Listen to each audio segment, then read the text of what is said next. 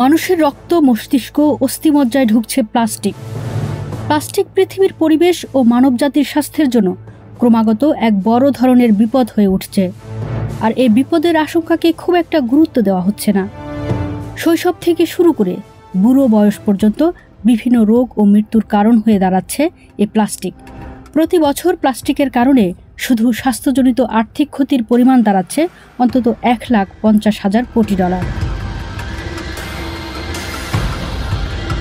বিশ্বের শীর্ষস্থানীয় চিকিৎসা সাময়িকী দ্য ল্যান্সেটে প্রকাশিত নতুন এক বিশেষজ্ঞ পর্যালোচনায় এমন সতর্কবার্তা দেওয়া হয়েছে। পর্যালোচনায় বলা হয়েছে, বিশ্বে এখন প্লাস্টিক জনিত সংকটের মধ্যে আছে। প্লাস্টিক উৎপাদনের পরিমাণ বিপুল মাত্রায় বেড়ে যাওয়াই এই সংকটের প্রধান কারণ।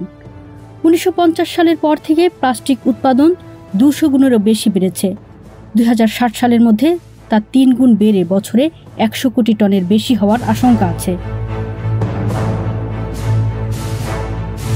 প্লাস্টিকের অনেক গুরুত্বপূর্ণ ব্যবহার রয়েছে, তবে পানীয়র বোতল, ফাস্টফুডের পাত্রসহ একবার ব্যবহারযোগ্য প্লাস্টিকের উৎপাদন খুব দ্রুত বাড়ছে, আর এতে প্লাস্টিকের দূষণও ভয়াবহভাবে বেড়েছে।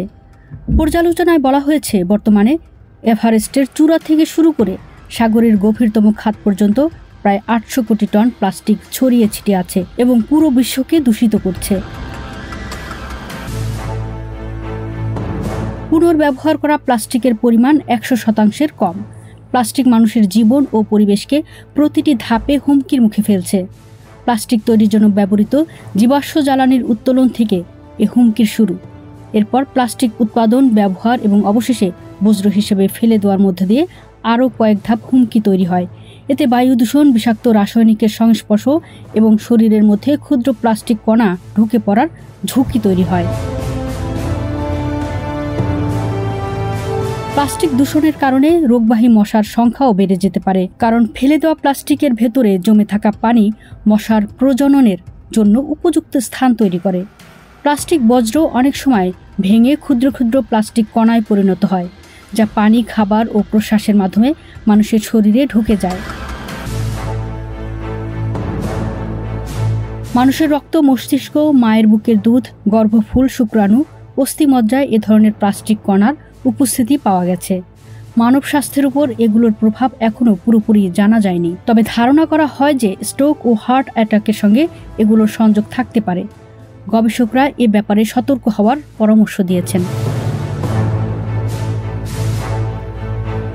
ল্যান্সেটে এমন এক সময়ে পর্যালোচনাটি প্রকাশ করা হলো যখন কিনা বিশ্বের বিভিন্ন দেশ প্লাস্টিক সংকট মোকাবেলায় আন্তর্জাতিক একটি চুক্তির লক্ষ্যে ষষ্ঠ ও সম্ভবত চূড়ান্ত দফায় আলোচনায় বসতে যাচ্ছে। আলোচনায় বড় ধরনের মতবিরোধ থাকায় তা এগোতে পারছে না।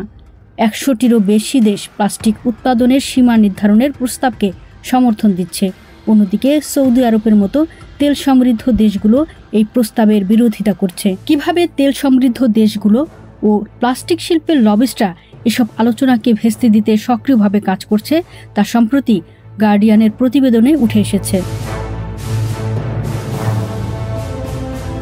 যুক্তরাষ্ট্রের বোস্টন কলেজের শিশু বিষয়ক চিকিৎসক ও রোগতত্ত্ববিদ অধ্যাপক ফিলিপ ল্যান্ডরিগানের নেতৃত্বে নতুন প্রতিবেদনটি তৈরি করা হয়েছে। দ্য গার্ডিয়ানকে তিনি বলেন, প্লাস্টিক দূষণ মানুষ ও পরিবেশের উপর কতটা মারাত্মক প্রভাব ফেলে তা আমরা ভালোভাবেই জানি। এই অধ্যাপক আরও বলেন, প্লাস্টিক বিষয়ক চুক্তিতে পৃথিবী এবং মানুষের স্বাস্থ্যের সুরক্ষার জন্য প্রয়োজনীয় ব্যবস্থা থাকা খুবই জরুরি। গর্ভের শিশু, নবজাতক ও ছোট শিশুদের উপর প্লাস্টিকের ক্ষতিকর প্রভাব বেশি পড়ে। প্লাস্টিকের প্রভাবে গর্ভপাত, অপরিণত ও মৃত শিশুর জন্ম, জন্মগত ত্রুটি, ফুসফুসের বিকাশের সমস্যা, প্রজনন ক্ষমতাজনিত সমস্যা এবং শিশু বয়সে ক্যান্সারের মতো জটিলতা হতে পারে। প্লাস্টিককে অনেক সময় সস্তা উপকরণ হিসেবে দেখা হয়, তবে বিজ্ঞানীরা বলছেন স্বাস্থ্যজনিত ক্ষতির আর্থিক খরচ ধরলে এটি আসলে খুবই ব্যয়বহুল। পিবিডিই, পিবিএ এবং ডিইএইচপি শুধু এই 3 ধরনের প্লাস্টিক রাসায়নিক থেকে 38টি দেশের স্বাস্থ্যজনিত আর্থিক ক্ষতির পরিমাণ বছরে $1,50,000 কোটি। প্রতিবেদনে ছিলেন মিতু রুকাইয়া, সুমনা সোমা, ওয়ার্ল্ড ভিউজ।